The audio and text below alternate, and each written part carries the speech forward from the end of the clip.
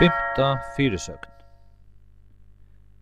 Eitt flogfær tja einum donskum flogfela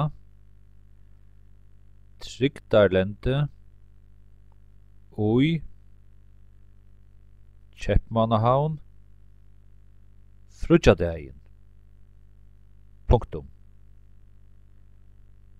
Flogfærið var á veg úr Danmark til Ungarns,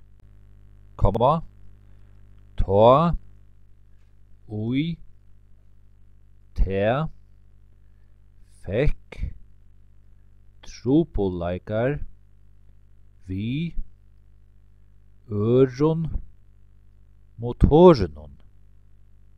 Punktum. Øll ferðafólkini og manningin høvdu tað væl eftir hendingina. Punktum og reglubrot. Flogfærið fley yvir Pólandi, tá ui flogskiparin varnaðist trupulleikan. Punktum.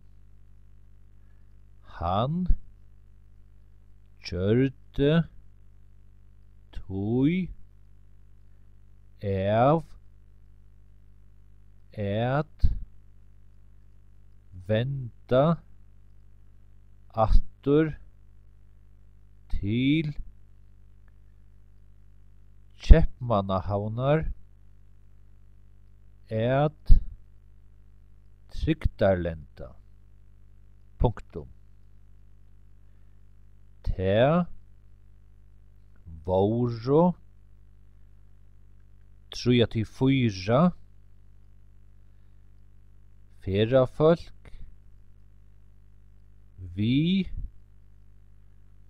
flogfærinum, og manningin taldi 3 fólk. Punktum. Eftir trygdarlendingina fingu øll ferðafólkini bogi hjálp. Punktum og reglubrot. 14 døgum síðani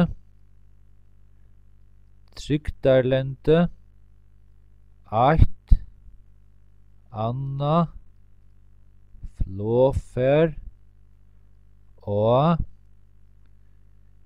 Keypmannahavnar flogvølli,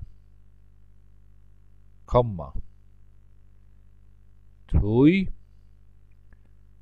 flogternunar sóu royk framarlega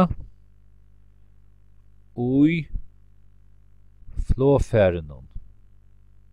Punktum.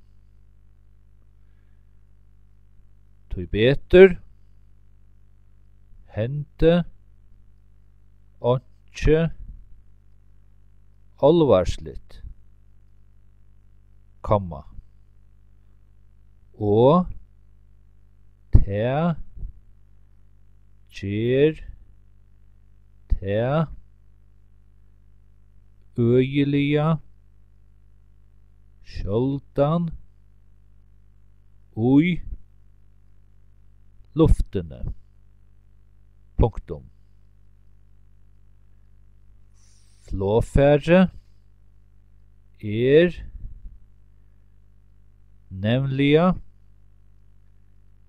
tryggasta flutningsfar at ferðast við.